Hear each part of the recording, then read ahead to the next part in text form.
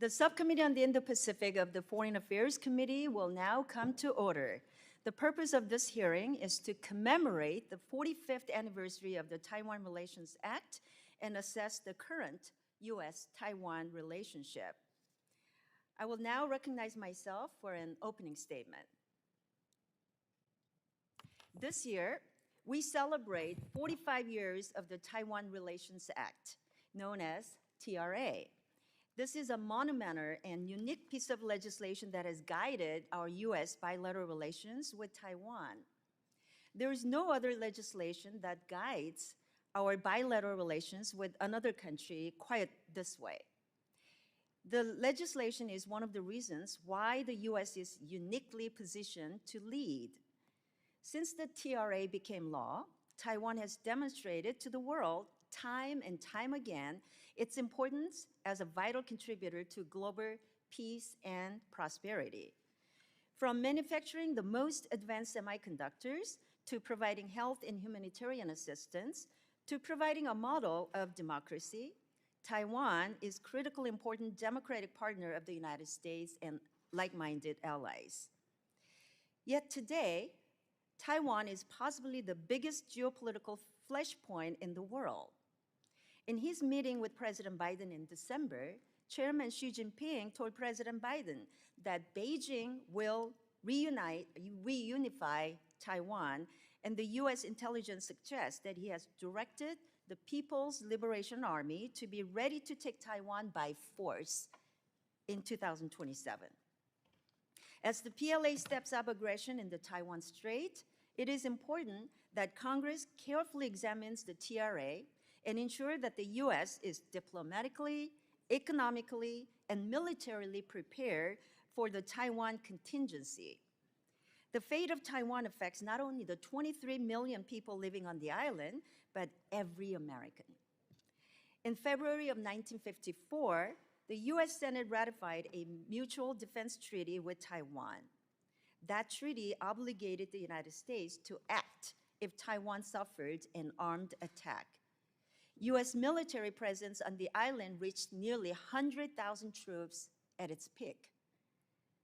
In 1978, President Carter announced that the United States would formally recognize Communist China and several diplomatic and military relations with Taiwan, a move Congress strongly disapproved at the time. In fact, Senator Goldwater sued the Carter administration for ending the treaty without the consent of Congress.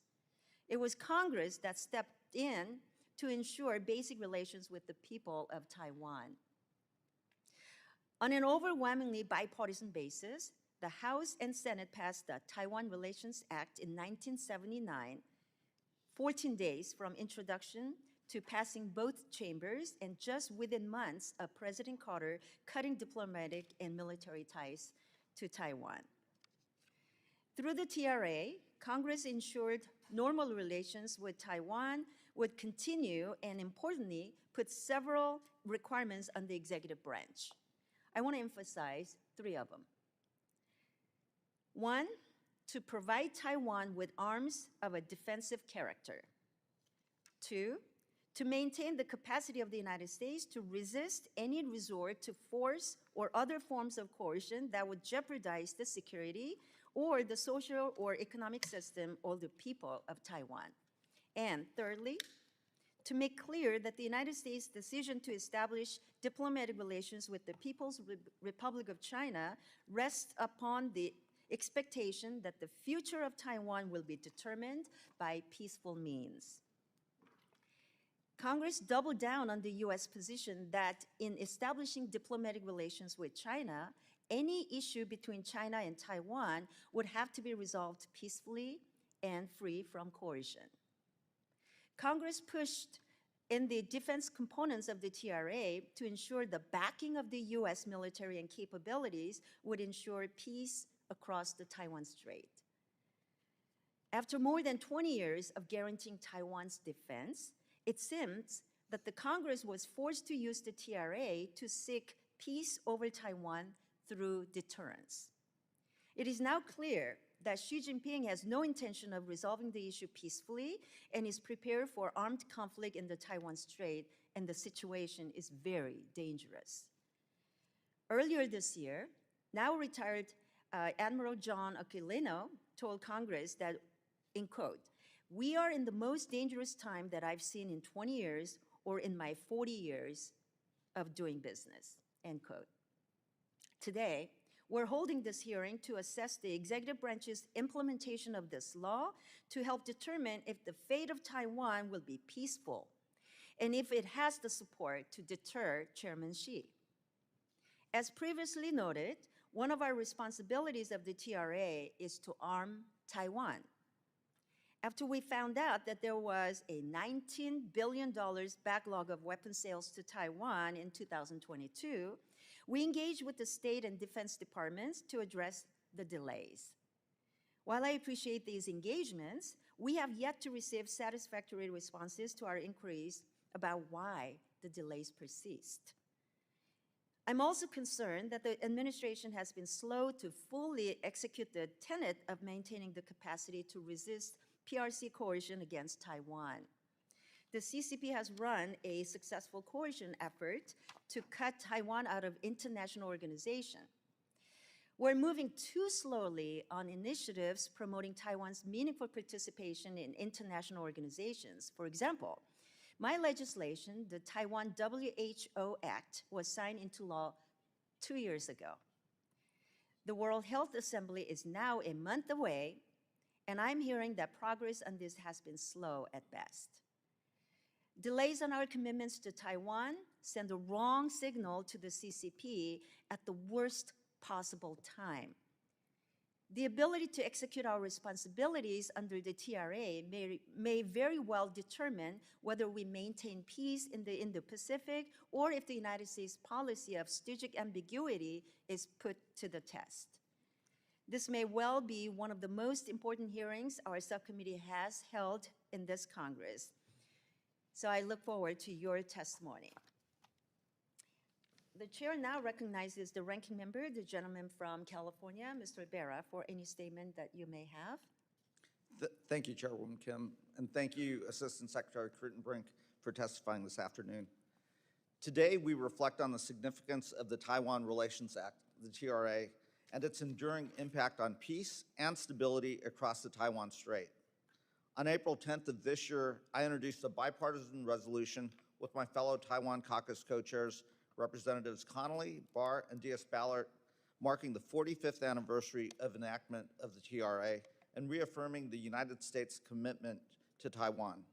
Our resolution had 66 bipartisan original co-sponsors, including Chairwoman Kim.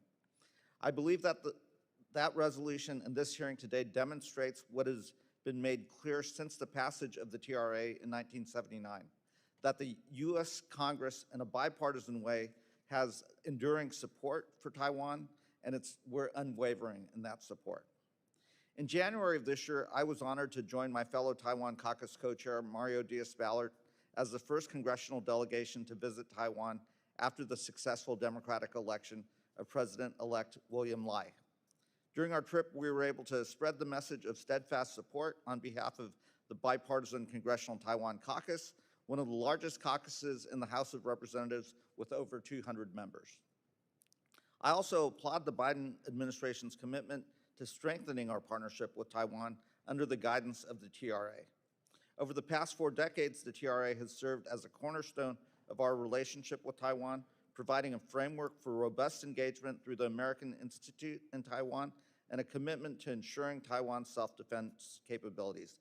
Thanks to new authorizations provided by Congress through the Taiwan Enhanced Resiliency Act, the Biden administration has directed the drawdown of defense articles for Taiwan valued at $345 million, notified Congress of the first ever provision of foreign military financing assistance to Taiwan, and provided the first ever international military education and training funding to Taiwan. By providing for Taiwan's defense needs, the United States not only upholds its commitment to the island's security, but also reinforces deterrence against any potential aggression. This is more important than ever in light of Russia's illegal invasion of Ukraine. How the United States responds to Russia's invasion of Ukraine sends a strong message to authoritarian leaders around the world who feel emboldened by Putin's actions. Earlier this year, Taiwan's Foreign Minister Joseph Wu stated that a halt in U.S. security assistance to Ukraine would embolden the PRC in its aggression against Taiwan and fuel propaganda from Beijing that the United States is an unreliable partner. That's why it was imperative that Congress pass the supplemental security assistance for Ukraine and the Indo-Pacific last month, which included $2 billion in foreign military financing for our Indo-Pacific partners, including Taiwan. Although I was disappointed to see 112 of my Republican colleagues vote against Ukraine supplemental funding and 34 oppose Indo-Pacific security assistance, both packages passed with over 300 members, including all House Democrats, confirming that the overwhelming majority of Congress stands with our Democratic partners against authoritarian aggression. Also, in an attempt to isolate Taiwan, we're seeing the PRC advance false narratives about UN General Assembly Resolution 2758 to thwart Taiwan's participation in international organizations and in turn its diplomatic partners. When Nauru switched diplomatic recognition from Taiwan to the PRC 2 days after Taiwan's presidential election in January, their government concerningly cited moving to the One China principle that is in line with UN Resolution 2758. That's why, in addition to countering false narratives about UNGA Resolution 2758, USAID and the DFC partnering with Taiwan on development assistance to support countries that maintain diplomatic recognition of Taiwan in light of economic and diplomatic coercion from Beijing. In the face of growing challenges and uncertainties, the United States remains resolute in its support for Taiwan and our commitment to maintaining peace and stability across the Taiwan Strait. Throughout the past 45 years, the TRA has served as a foundation of an unshakable U.S.-Taiwan friendship. I look forward to working with my colleagues and partners in Taiwan to continue to strengthen the bonds of friendship between the United States and Taiwan and ensuring the future of a free and open Indo-Pacific world. And with that, I yield back. Thank you, Ranking Member Berra. Other members of the committee are reminded that opening statements may be submitted for the record, but right now we're very pleased with to have with us distinguished witness before us on this very important topic. The Honorable Daniel Kritenbrink is Assistant Secretary of the Bureau of East Asian and Pacific Affairs at the U.S. Department of State. Thank you for joining us today. Your full statement will be made part of the record, and I'll ask that you try to keep it within 5 minutes so we will have more opportunity for members to ask you questions. So let me now recognize you for your opening statement. Thank you, Madam Chairwoman. Chairwoman Kim, Ranking Member Berra, distinguished members of the subcommittee, thank you very much for the opportunity to speak with you today about the administration's commitment to the United States' long-standing One China policy, which is guided by the Taiwan Relations Act, the 3 joint communiques, and the 6 assurances, and which has promoted peace and prosperity in the region for 45 years across multiple administrations from both parties. I would also like to thank Congress for its bipartisan support for the administration's National Security Supplemental, which will provide critical security assistance for the Indo-Pacific region, including Taiwan. Today, I'll deliver the below statement, which is a summarized version of my written testimony, which has been submitted for the record. The U.S. unofficial relationship with Taiwan is stronger than ever. With credit to Congress for passing the Taiwan Relations Act, or the TRA, in 1979, which President Biden himself voted for as a senator, the TRA has given us the tools we need to pursue our overall objective of maintaining peace and stability across the Taiwan Strait. Far from being outdated or obsolete, the TRA provides an enduring framework under which we continue to adapt to face the challenges of today. The TRA is a remarkably prescient document. Nearly a half-century ago, it laid down a marker that the United States would consider any effort to determine the future of Taiwan by other than peaceful means as a matter of grave concern. The TRA laid the foundation for the United States to provide Taiwan with the defense articles and services necessary to maintain a sufficient self-defense capability, as well as to maintain our own capacity to resist any resort to force or other forms of coercion against Taiwan. The TRA also astutely anticipated the need to strengthen support for Taiwan commensurate with the threat it faces. Indeed, in the 45 years since the passage of the TRA, the PRC threat to Taiwan has increased, and the PRC has never renounced the use of force to unify with Taiwan. In response to this threat, and consistent with our One China policy, this administration is bolstering cross-strait deterrence using the full range of tools at our disposal. We're grateful to Congress for providing additional authorities and resources through the Taiwan Enhanced Resilience Act and subsequent appropriations, which has allowed us to provide several security assistance measures to Taiwan for the first time, which I've detailed further in my written testimony. The administration also notified Congress of more than $6.2 billion in foreign military sales to Taiwan, including 20 sales between 2022 and 2023, which is the largest two-year number of notifications for Taiwan in at least 30 years. Now, the defense aspects of deterrence, while crucial, they are only one element of our approach. As the TRA declared, peace and stability in the Strait is not only a U.S. interest, but it is also a matter of international concern. We're working daily toward increasing the diplomatic costs of precipitous action against Taiwan by strengthening the international coalition of allies and partners who recognize the importance of peace and stability across the Taiwan Strait and are willing to contribute to its maintenance.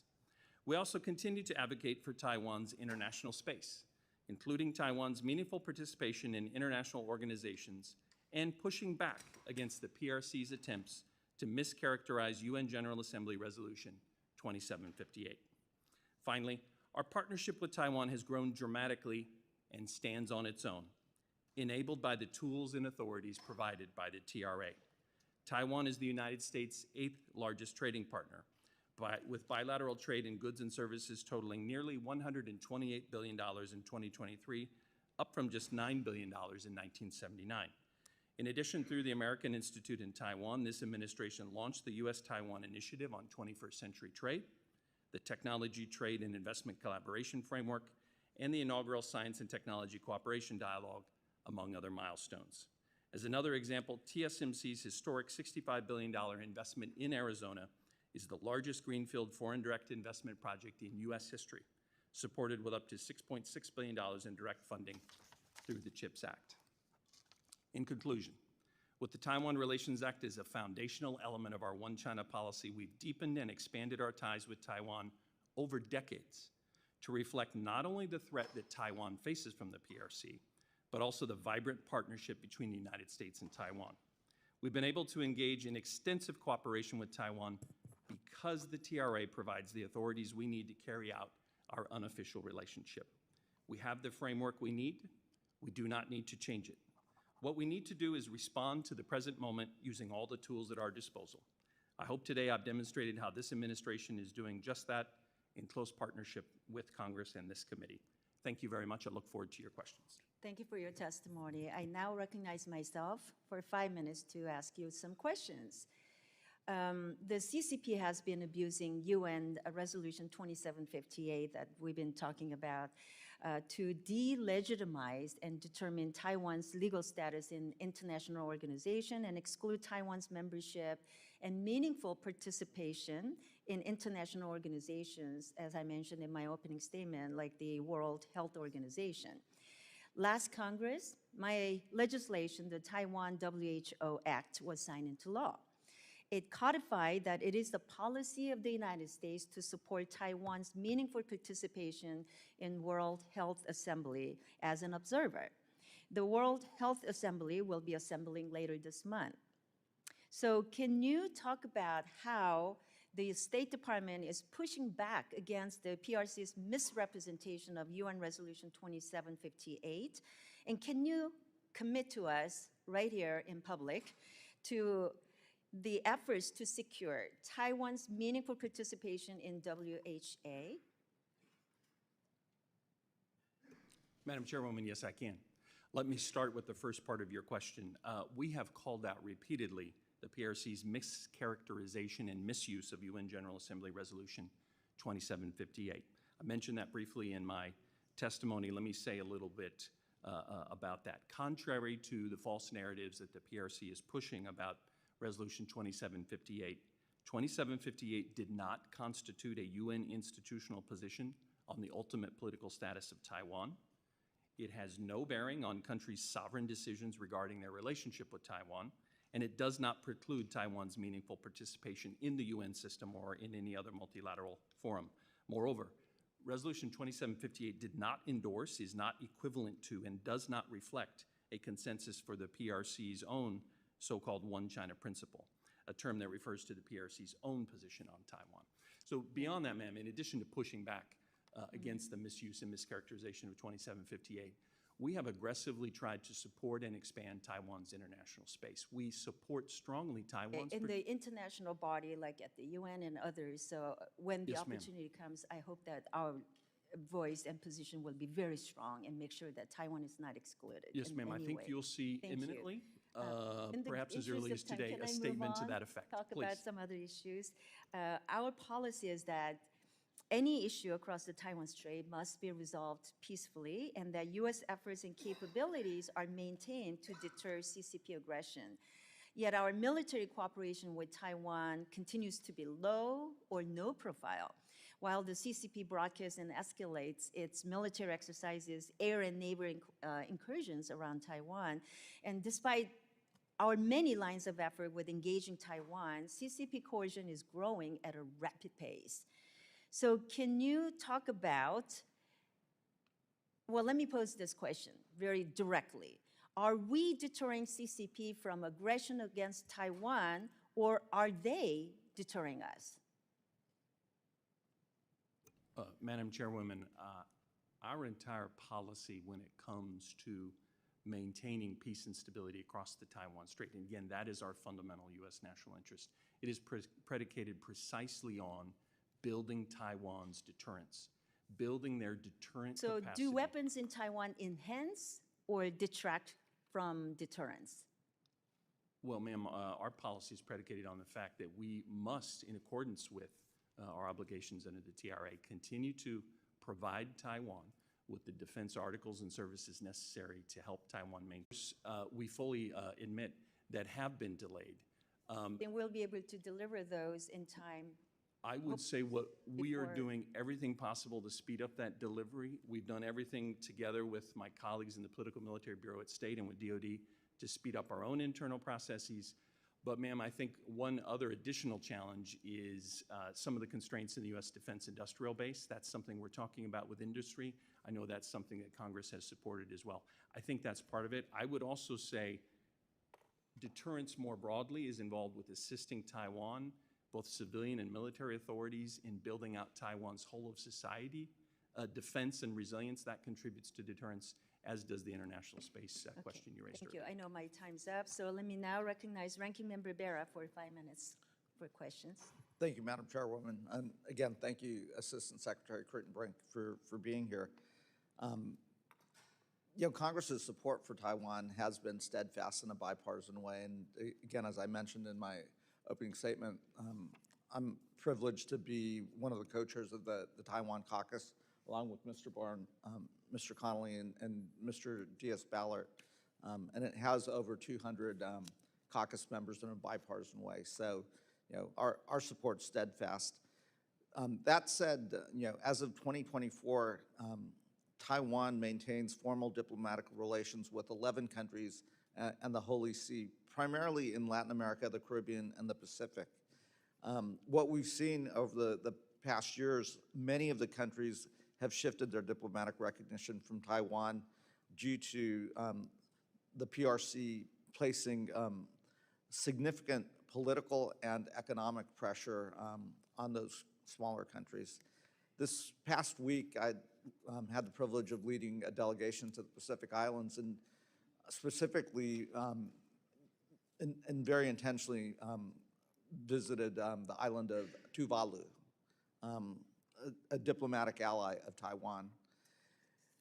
And in so doing, I think we were the first congressional delegation ever to visit that island. But again, it was important for us to be there to reiterate, you know, the decision that they made to continue to be a diplomatic ally of Taiwan, but also to express and recognize that, you know, they're facing significant pressure from Beijing.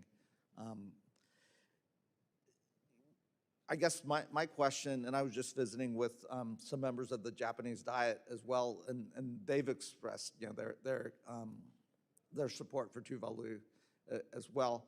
But for smaller countries like that, we've seen China use economic coercion and pressure.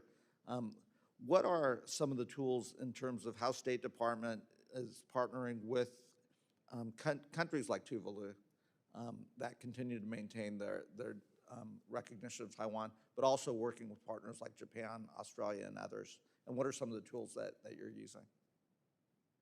Mr. Ranking Member, thank you very much for those important questions. Maybe I'll take them in order. Yes, there is no doubt that much of PRC policy is predicated on intimidating and pressuring and coercing Taiwan through a variety of means, including one means that you've highlighted here, which is picking off some of Taiwan's formal diplomatic allies, presumably in an attempt to isolate and further pressure Taiwan. So what we have tried to signal to Taiwan's remaining partners, we tried to signal affirmatively the benefits of partnering with Taiwan. We've also tried to candidly address some of the concerns about partnering with the PRC and encourage some caution about always listening to some of the promises that the PRC makes in the midst of this struggle, which oftentimes remain unfilled. But in a more practical way, and maybe highlighting Tuvalu just as one example, we've tried to partner with Taiwan and other close partners like Japan to work to make sure we can address their needs and give them options so they are not subject to economic coercion either from the PRC or from anyone else. And so they see the benefits of partnering with us as well. In the context of Japanese Prime Minister Kishida's state visit here, I think you may have seen there was an announcement about funding for subsea cables to Tuvalu. And I think this is one example to, again, show them the benefits of partnering with us. I would also say, too, sir, that as important as Taiwan's remaining formal diplomatic allies are, I think it's at least as important to highlight the benefits of Taiwan's many unofficial partners, including the United States. And I would say many of Taiwan's friends happen to be their unofficial partners, are some of their most capable and most strongly supported partners as well. Thank you. Yeah, the House passed the Tax Relief for American Families and Workers Act, and included in that bill that we passed in a bipartisan way were provisions to authorize a negotiated solution to eliminate the double taxation issue on cross-border investments between the United States and Taiwan. Unfortunately, this legislation is sitting over in the Senate. From your perspective, why is it important that the Senate take up this measure and pass the Tax Relief for American Family and Workers Act, particularly to address the issue of double taxation?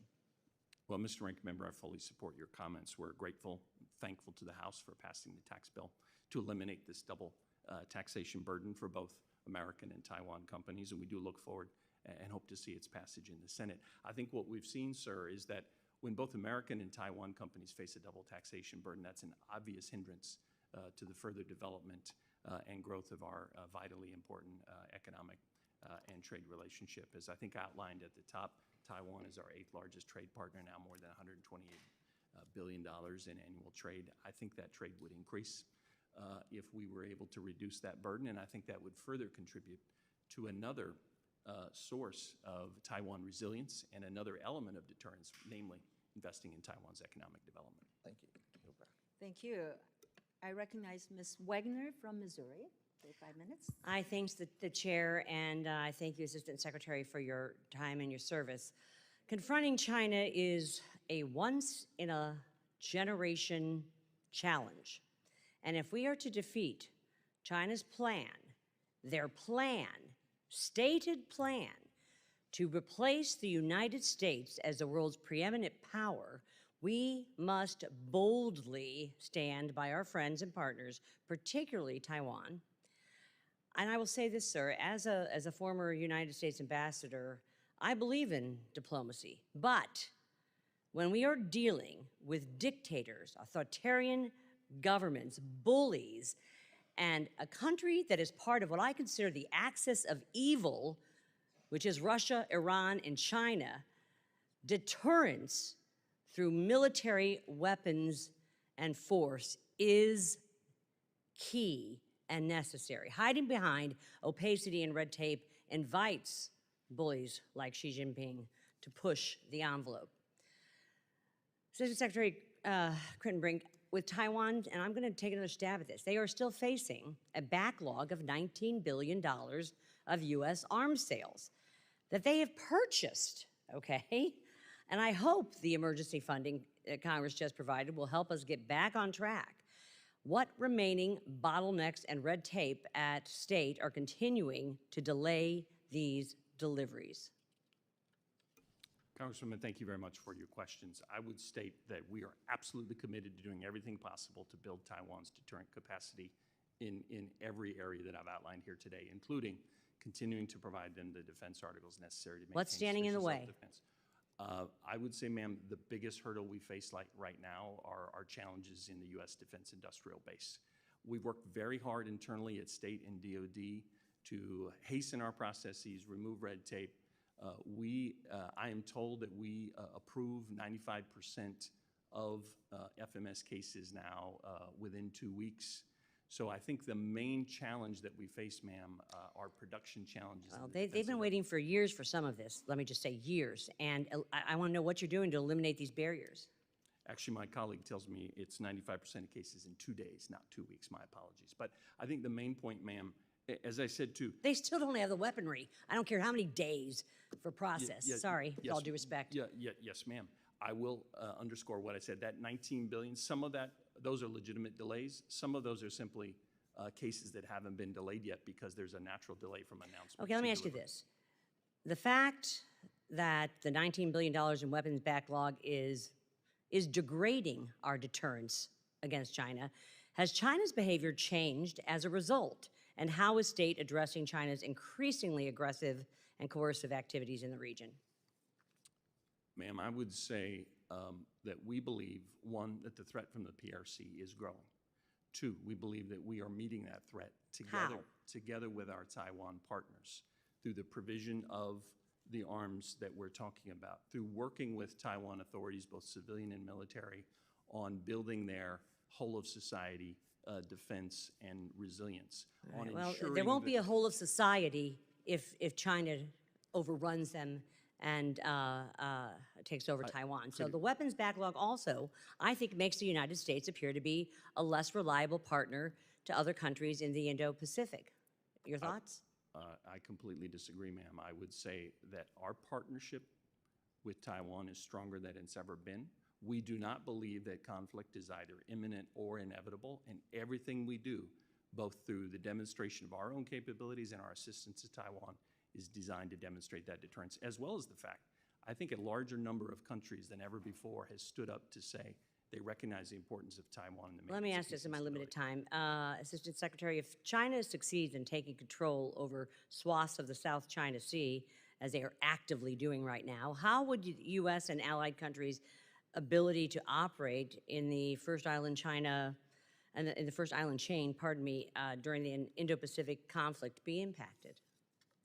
Ma'am, we've stood up to say that in the South China Sea, international law must be respected, claims must be based on international law, and they must be, disputes must be resolved peacefully in accordance with that law. We've also made clear in the case of the Philippines, no one should doubt the commitment of the United States of America to the Mutual Defense Treaty. The Foundational Taiwan Relations Act, or TRA, as we've all been discussing, states that the United States' decision to establish diplomatic relations with China rests upon the expectation that the future of Taiwan will be determined by peaceful means.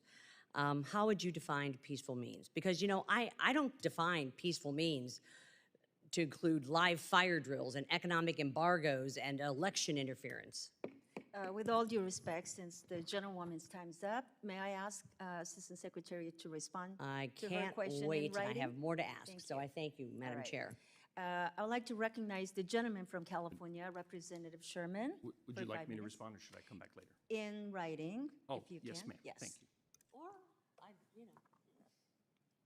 Okay. Sherman is Madam interested. Chair, I'd ask unanimous consent that the gentleman, the witness, be allowed to answer that last question. if that's okay with Mr. Sherman, that I, okay. thank you. All I right. thank my I colleagues. was only 13 seconds over. Yes, ma'am. All right. Congresswoman, I would say the United States of America has been crystal clear from day one that we have a fundamental national interest in maintaining peace and stability across the Taiwan Strait and ensuring that cross-strait disputes are resolved peacefully. That is the entire foundation of our policy. We are committed to that, and there's no ambiguity on that point, I think, in either Beijing, Well, and as I Taipei, said, or peaceful anywhere means, else. I question peaceful means fire drills, economic embargoes, election interference, tons of warships surrounding the Strait. Not very peaceful means to me. But I thank you for answering the question, and I thank the gentleman for allowing. Thank you, ma'am. Thank you. Now, Mr. Sherman, you are recognized. Our objective is to deter an invasion or blockade of Taiwan. There are three things, or four things, that will go into Beijing's decision-making. The first is whether Taiwan takes surprising action, declaring its own independence, forcing the issue. And I think we've done an effective job of convincing our friends in Taiwan to preserve the legal status quo. That would be easier if it was clear that Taiwan could participate as a practical matter in the WHO, Interpol, and a number of the organizations. So the first is avoiding any precipitous action in Taipei that upsets the status quo. The second issue is, can and will Taiwanese fight? The third is, can and will the United States fight? And the fourth is, can and will the United States take enormous economic action? So we just passed a $90 billion plus defense bill, our foreign policy bill, but it's got only $2 billion for all Indo-Pacific allies in terms of armaments. Mr. Assistant Secretary, how much of that $2 billion will go to bolster Taiwan's defense? Congressman, thank you. I can't say at this point exactly how much of that $2 billion. The bulk? I would say a significant amount. We're having those. That's not saying We're having anything those at all. Okay. discussions right now, and we'd And be I happy would to point report. out, some of us were pushing to send weapons to Ukraine before 2014. More of us were pushing for weapons to go to Ukraine before 2022. And the world would be much better if those weapons had gotten there in a way that had deterred the invasion that is now the most difficult event in Europe since World War II. The issue of how the U.S. Well, let me ask you: the Ukrainians surprised the world and proved that they were willing to fight.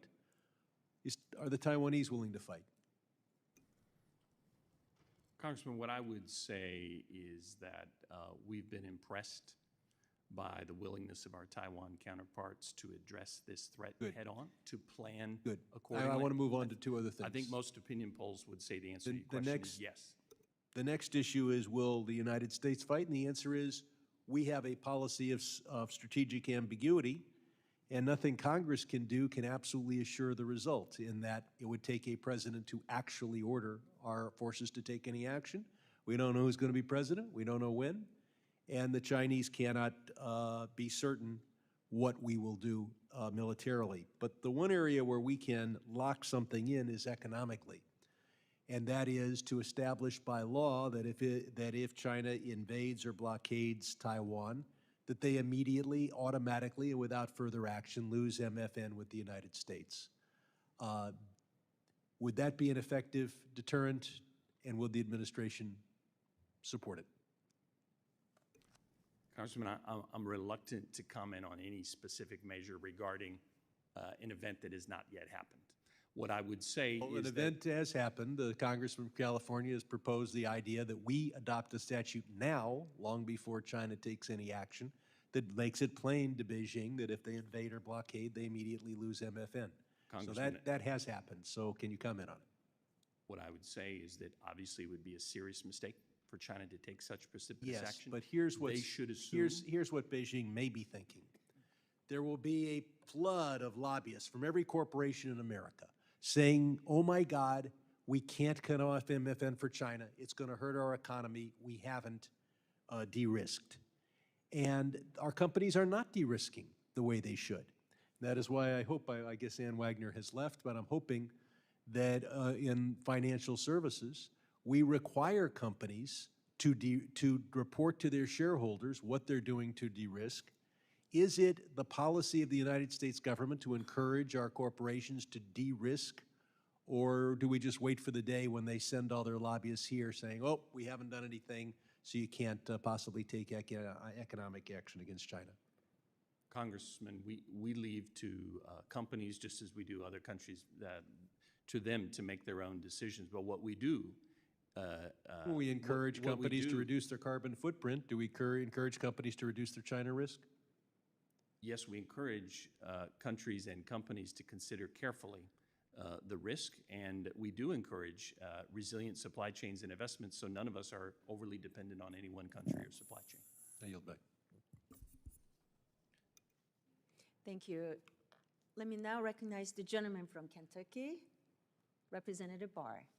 Thank you, Madam Chair. Assistant Secretary Kritenbrink, the Biden administration says it maintains strategic ambiguity regarding whether the United States would defend Taiwan militarily if it suffered an armed attack by China.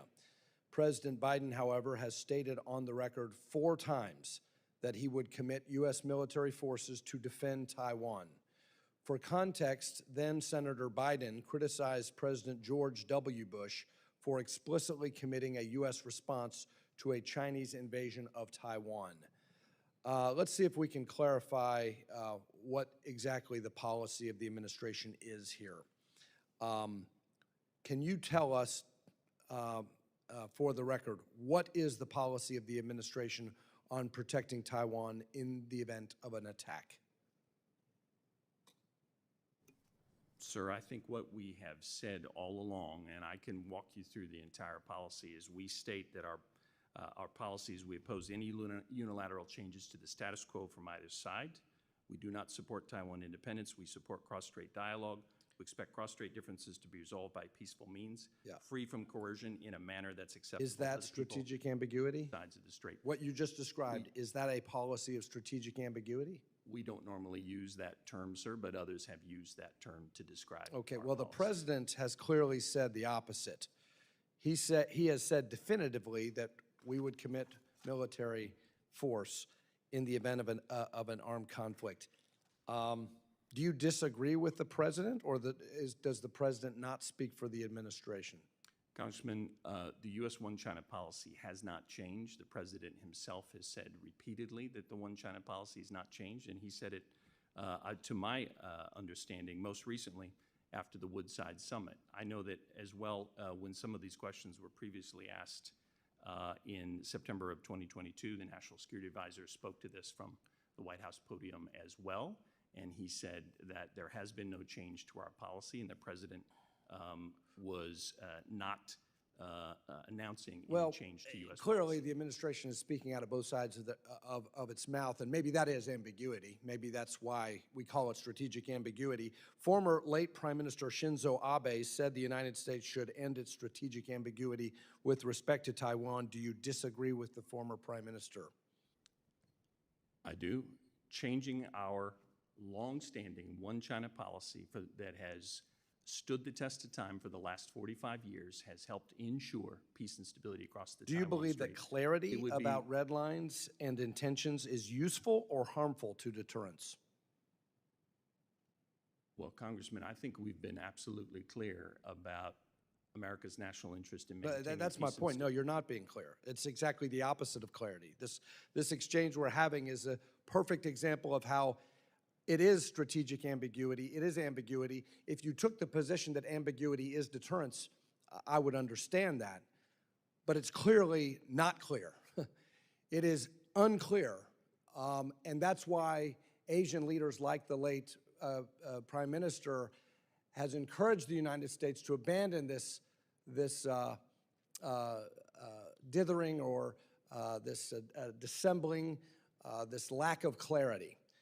And so President Biden deserves credit. At least he's trying to clear up the matter. I wish the State Department would follow the Commander-in-Chief's lead here.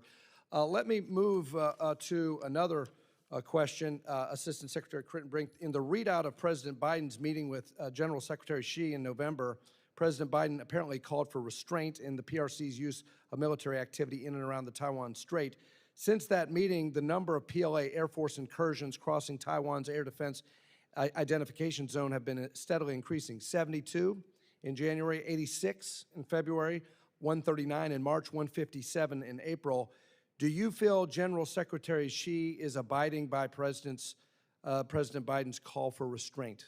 What I believe, Congressman, is that China has stepped up its pressure directed at Taiwan.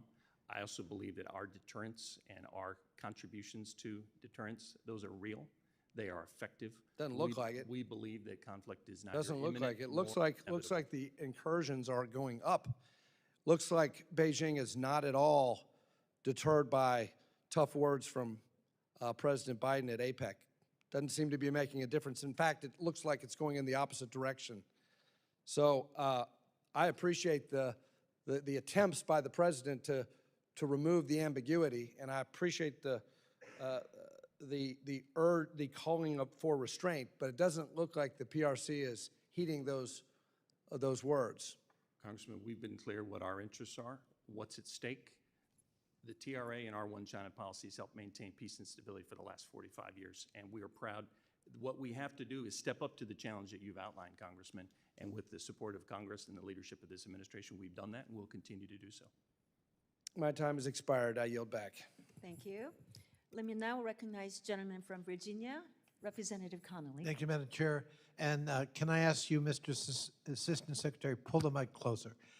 A little hard to hear you, soft-spoken. My apologies. Let me just begin by saying I agree with Mr. Barr. President Biden made it very clear in his personal view that were there an unprovoked attack by the mainland against Taiwan, we would respond militarily. Now, you could, maybe that was off script. Maybe that was not part of the State Department talking points. From my point of view, and I think Mr. Barr was getting at that, I think that was actually very useful. It gives Beijing something more to think about. In case you thought our strategic ambiguity always errs on the side of we're not going to do anything, listen to the President of the United States. And I would hope our State Department will listen to the President of the United States. I can assure you we follow the orders of the Commander-in-Chief. Good, because he served in the U.S. Senate Foreign Relations Committee where I served for 36 years. He chaired the committee. He knows what he's talking about. What he said was deliberate, and I applaud him for it.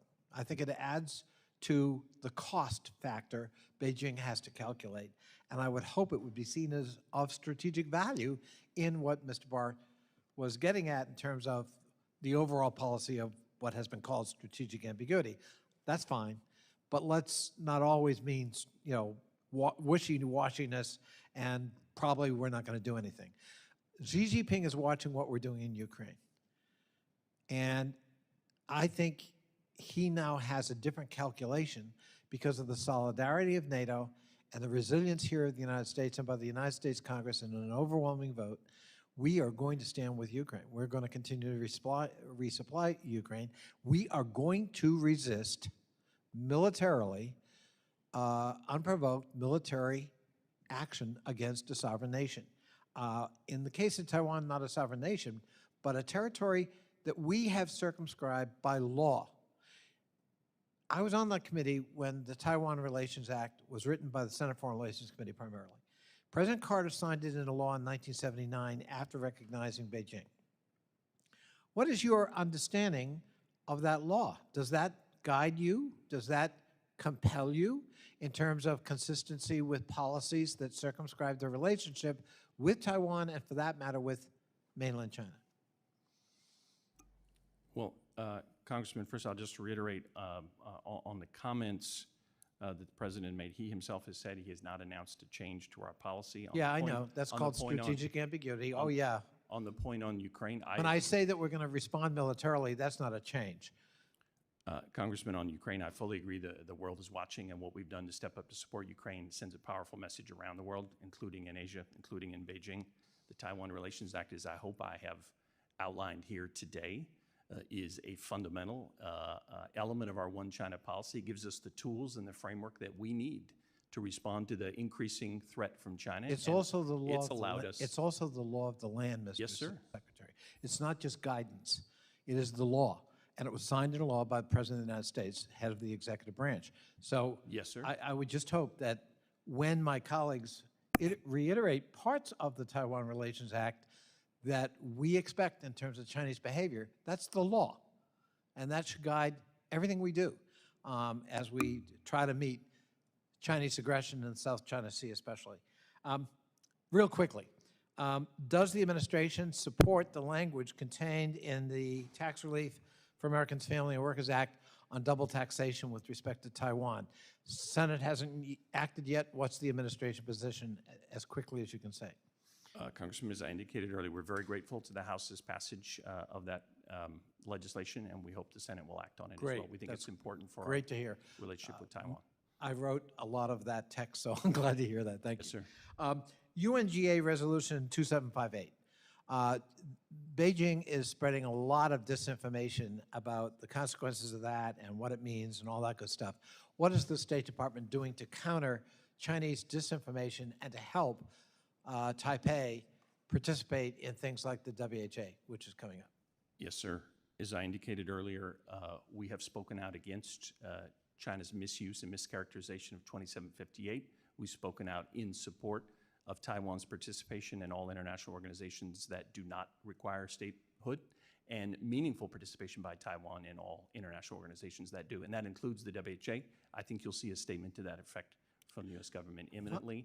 We will campaign for their observership in the WHA, in ICAO, in Interpol, and elsewhere. Taiwan has a lot to offer the Okay, international. real finally, 92% of the world's most advanced logic semiconductors, smaller than 10 nanometers, are made in one place, Taiwan.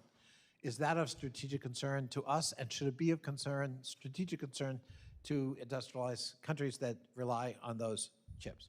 The way that I would look at it, Congressman, is it shows what's at stake in maintaining peace and stability across the Taiwan Strait. Any type of crisis, let alone a conflict across the Taiwan Strait, would be devastating to the global economy. We should all be concerned about maintaining peace and stability. Thank you. Thank you, and thank you, Madam Chair. Thank you. I'd like to recognize gentleman from Ohio, Mr. Davison. Thanks, Chairwoman. Assistant Secretary Kritenbrink, could you please clarify the distinction between the Taiwan Relations Act and an actual security guarantee for Taiwan? So the Taiwan Relations Act has a number of provisions that we've discussed here today.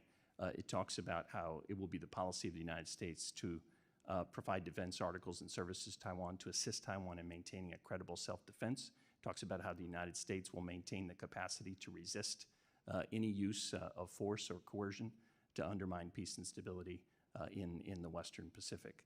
And I think that hopefully clarifies what the distinction between the provisions of the TRA and what a formal security pact or security treaty would look like. Does the State Department currently assess that Xi Jinping intends to peacefully resolve the situation, the disagreements they have with Taiwan, or does he consider the use of force?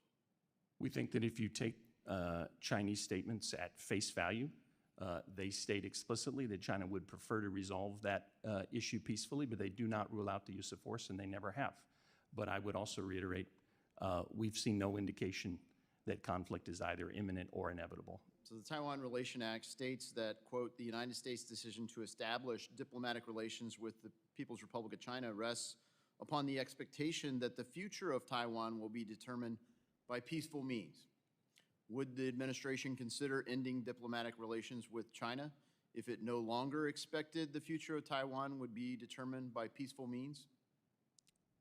Congressman, I can't speak to a hypothetical scenario. What I can say is we've made clear from day one, including with Beijing, that America has a fundamental national interest in peace and stability in the Taiwan Strait. The TRA also outlines that any threat or use of coercion to resolve those issues by other than peaceful means would be viewed as a matter of grave concern on the part of the United States. I think that's crystal clear, sir.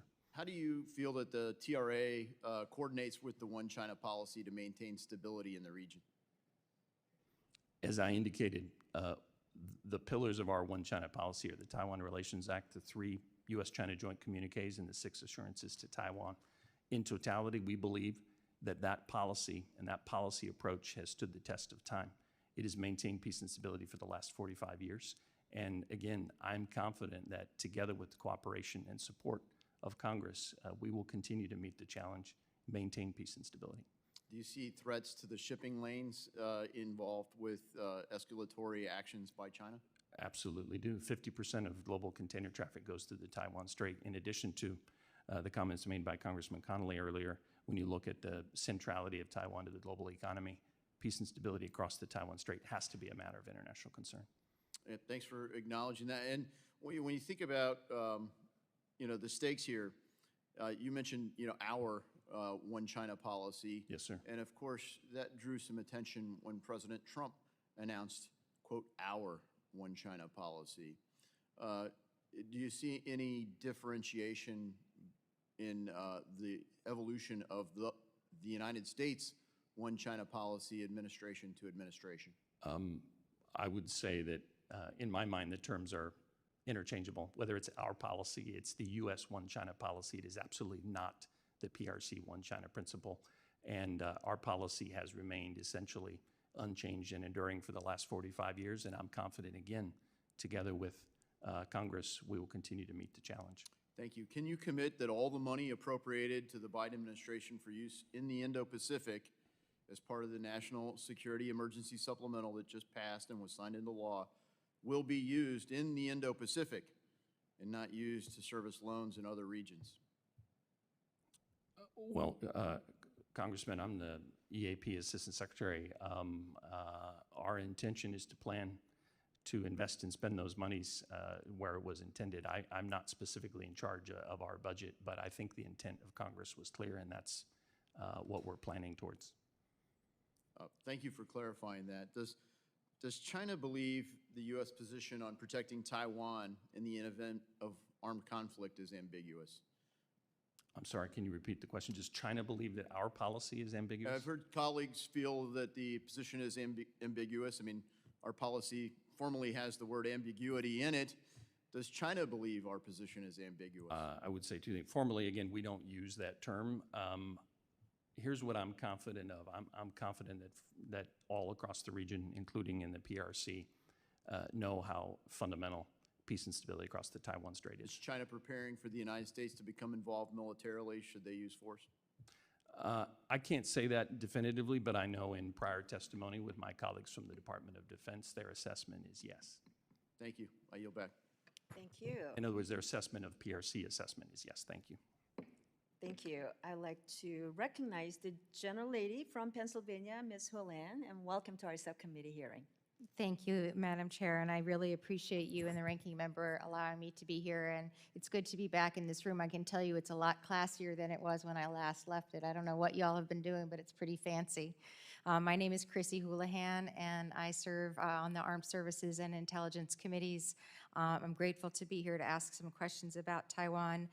Sir, my first question has to do with our collective concern. Many of us, certainly in this room and in this Congress, are deeply concerned about election security, not only in our own country, but of course in how the United States can help other countries to protect not only the physical and digital infrastructure that's necessary for free and fair elections, but also in countering the disinformation that comes as well.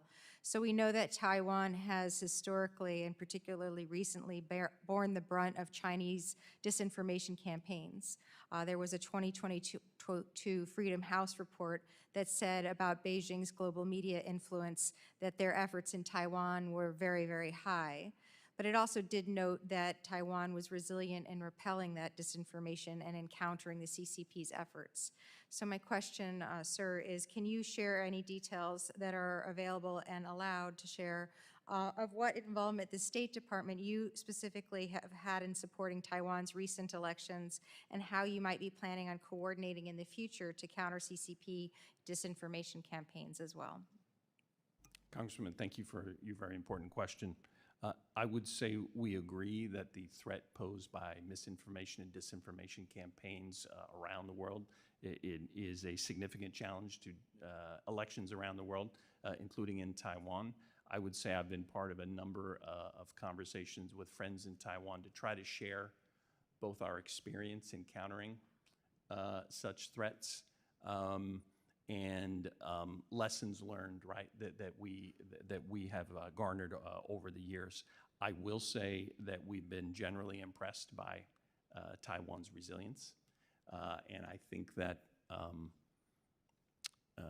Taiwan's democracy really is a shining example for many countries around the world and in the region, and I think this most recent election bears that out. But I think they recognize the threat. We've discussed it multiple times and tried to share experiences. And I'll go back to that if I have a little bit of Yes, time. ma'am. But my second question has to do with the TRA and the fact that it's created a strategic partnership, as you've mentioned, for the U.S. and the Indo-Pacific, through which the U.S. can counter Chinese influence. My specific question is, I've been very focused on how we can help Taiwan with cybersecurity. As of last December, Taiwan was facing, in some cases in open source, hundreds of thousands of attacks, cyber attacks from the CCP each day. And so we recently passed a bill now with my former colleague, Representative Gallagher, and myself. That was the Taiwan Cybersecurity Resiliency Act. And it was signed into law in the NDAA of last year, requiring the DoD to expand military cybersecurity cooperation with Taiwan. My question to you is there any sort of analog to that? What kind of efforts are existing, if at all, within the State Department to share best practices on cybersecurity with Taiwan? I would say, ma'am, for details of whether there are colleagues outside of my bureau working on this right now with Taiwan, I'd have to come back to you, but I would say we have an ongoing and regular dialogue with counterparts in Taiwan about building societal resilience and supporting their efforts to build the so-called whole-of-society resilience, including their all-out defense mobilization area and plans, and a key part of that is cybersecurity. And so it's a key part, we believe, of our contribution to Taiwan's resilience and building their deterrent capacity. And I would also say, ma'am, that I've been gratified that other partners, international partners, have expressed a willingness to engage on these resilience issues as well.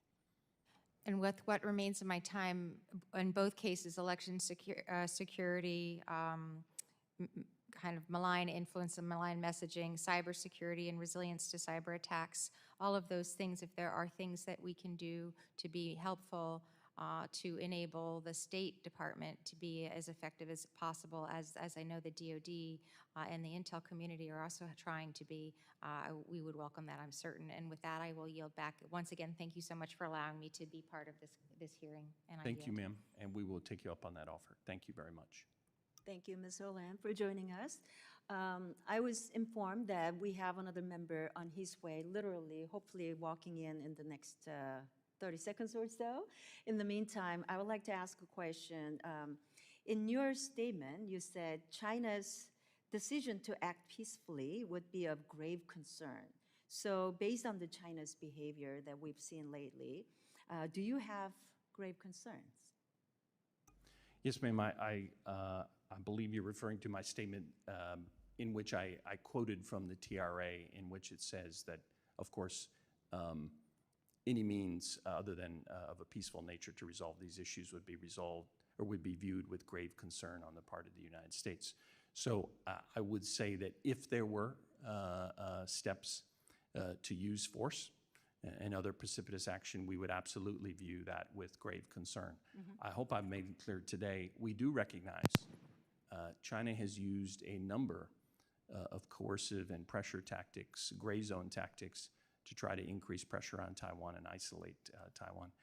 We are certainly concerned about that, and I hope I've made clear here today what we're doing to respond to that, and we believe that with the support of the Congress and the many tools that we've talked about here today, both under the Taiwan Relations Act and the Taiwan Enhanced Resilience Act, that we have the tools we need Thank you. to respond to that challenge. Yesterday, you appeared before the Senate committee and testified that the U.S. toolkit to push back against Chinese coercion towards Taiwan is by arms sales, helping Taiwan's defense reform, building out Taiwan's international space, expanding economic resilience, and enhancing Taiwan's whole-of-society resilience. The last 4 years, we've seen Taiwan lost its partnership with Nauru, Honduras, Nicaragua, the diplomatic ally status. And China has blocked several agricultural imports from Taiwan at will. During the last administration, PLA violations of Taiwan's air defense identification zone totaled 400 sorties. Over the course of the Biden administration, they have hit almost 500, or 5,000, I should say. The Chinese military conducted military exercises to the north and east of Taiwan that had never been done previously. So given our policy is to maintain peace and stability across the Taiwan Strait, free of coercion, tell us, by what measure is this administration's strategy effective in deterring or dissuading Chinese coercion against Taiwan?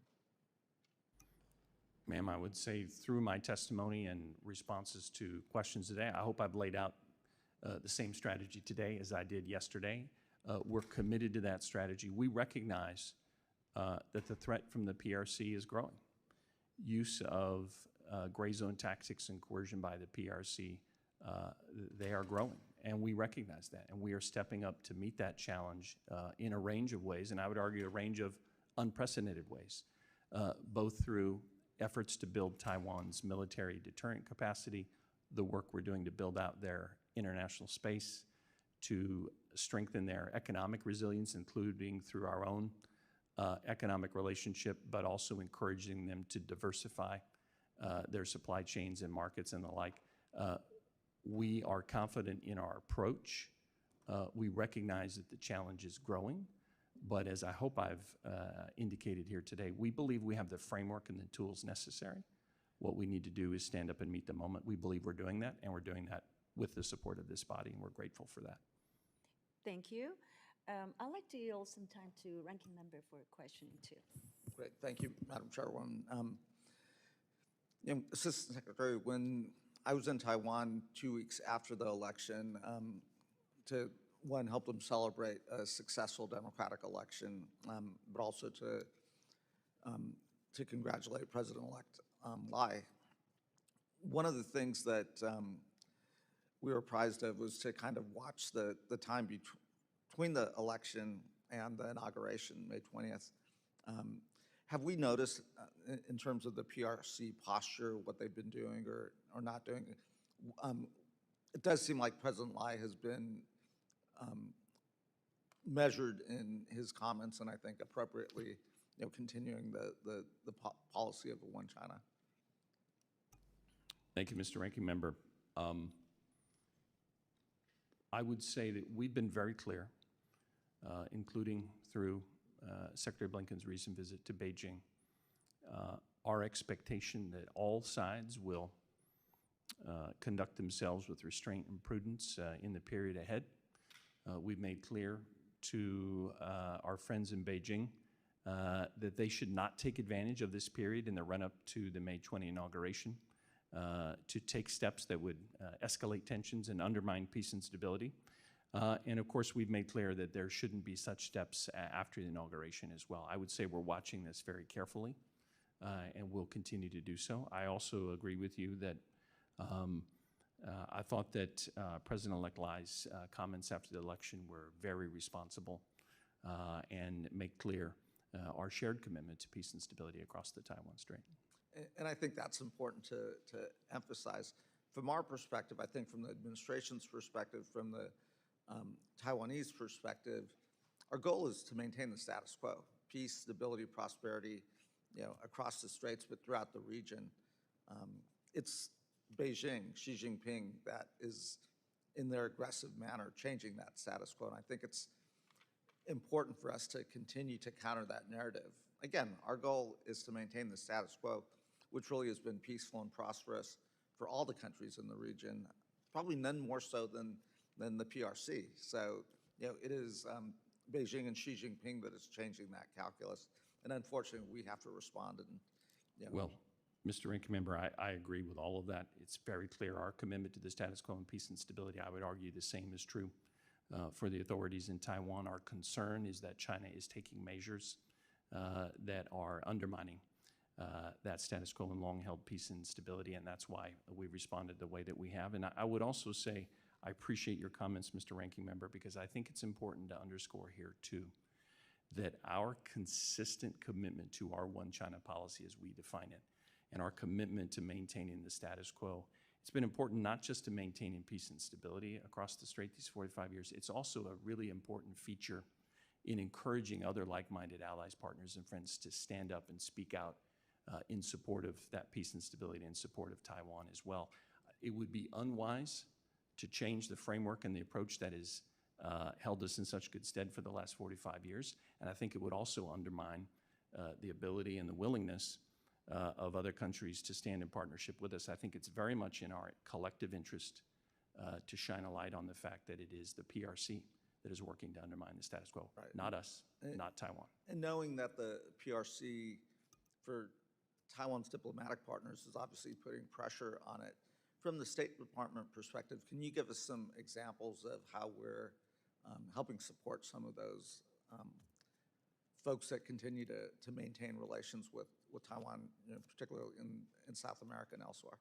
Yes, sir. When it comes to Taiwan's formal diplomatic partners, again, we've tried to reach out directly to just help demonstrate the benefits of partnering with a counterpart as capable as Taiwan. We've tried to as well caution them about some of the inducements that the PRC will sometimes offer, and to be cautious about going down that path. And then, as I indicated earlier, we've also tried to assist where we can in making sure that partners are resilient and not subject to coercion. And in the case of Tuvalu, I talked about the work to connect them to subsea cables. We've also worked with some partners in Latin America as well to make sure that if they have certain needs, that we can help address them, particularly if those needs would represent a vulnerability that might make them subject to coercion and pressure from the PRC. As I also indicated, Mr. Ranking Member, I think we've been gratified as well. A number of Taiwan's unofficial partners have stood up in pretty unprecedented ways over the last several years to speak out in support of cross-strait peace and stability, and I think that's an important development as well. Great, thank you, and I'll yield back. Thank you. Since we see no other members in queue to ask questions, I'd like to offer some closing comments, and I would also ask Ranking Member Bera if you have some closing comments as well. So first of all, I want to thank you, Assistant Secretary, for joining us today, and all the members that were here to ask questions. This hearing crystallizes, at least in my mind, the long-standing decisive role Congress has played and continues to play regarding Taiwan. And it was Congress that fought hard to maintain relations with Taiwan in peace across the Taiwan Strait. Today, Chairman Xi's own words and actions are trying to upset this peace. He is aggressively attempting to change the status quo in the Taiwan Strait and upend the rules-based international order. The United States chose to diplomatically recognize Communist China, sever ties with Taiwan, and withdraw our military on the expectation that any issues between China and Taiwan would be resolved peacefully. So we provide arms to Taiwan, build our own capabilities to keep that peace. If our expectations of peace are lowering, how do we ramp up our support to create the deterrence needed to maintain peace? The next decade may determine the trajectory of security in the Indo-Pacific for the next 100 years. If our deterrence fails, then we plunge our children and grandchildren into a more dangerous and unpredictable world. We cannot let that happen. So we got a lot of work to do. As you can see, this, when it comes to Taiwan, this is clearly bipartisan issue, and we'll continue to work in that fashion. So with that, I'd like to ask if Mr. Bera, you have some closing comments. Yeah, I would just echo what the chairwoman said. I think we as a nation can be proud of what we did in the 75 years post-World War II in terms of creating a framework of peace, stability, prosperity throughout the world, lifting millions out of poverty, and again, really creating that context of peace and stability. We have seen, though, over the last decade and a half with the Great Recession, with the pandemic, and now really for the first time, big country war with the unprovoked Russian invasion of Ukraine. And it does behoove us at this moment in time to work with our allies, friends in the region, not to do anything other than to make sure our children and grandchildren have that same peace, stability, and prosperity. That said, in Asia, we have seen aggressive actions in the South China Sea. We've seen, as you've alluded to, the gray zone tactics that the PRC is using in various parts of the world. The debt diplomacy and debt trap that Belt and Road often will get small countries in. And obviously the aggression that we're seeing across the South China Sea, not to mention the disregard of previous agreements with regards to Hong Kong. So it does behoove us with our partners and allies to step up to preserve that peace, stability, and prosperity so our children and grandchildren can enjoy the world that we've enjoyed. So again, I thank you for your service. I appreciate the hard work that the Biden administration has been doing, and again, in a bipartisan way, I think to the people of Taiwan and to Asia, Democrats and Republicans stand together in preserving that peace, prosperity, freedom, and democracy. Thank you. I know on our overseas travels, we've run into each other at some, like, of all places, at the airport. And so I know you're working really hard, your administration is working really hard to engage with our key partners, especially like in the case of Taiwan, as we are talking about that today. It is as important on the congressional level as we travel out and meet with our counterparts that U.S. is showing our leadership and giving them the assurance that we will be there, which is one of the reasons why in all of my engagements, I make it a point to ask our friends and partners to stand with the United States. We don't want our friends and allies to turn to China. We want them to turn to us, but we also need to show up and engage and give the alternatives. So as you travel, as we travel as members of Congress, we hope we can continue this dialogue, share best practices, and maybe share some notes and comments, and so that we can do this in a very close working relationship way. And for that, I want to thank you so much for your work, and I want to thank you for your valuable testimony and answering all of our questions. So I want to also thank my colleagues who showed up to our hearing today. The members of the committee may have some additional questions for you, so we will ask you to respond to those in writing. Pursuant to committee rules, all members may have 5 days to submit statements, questions, and extraneous materials for the record, subject to the length limitations. So without objection, the committee stands adjourned.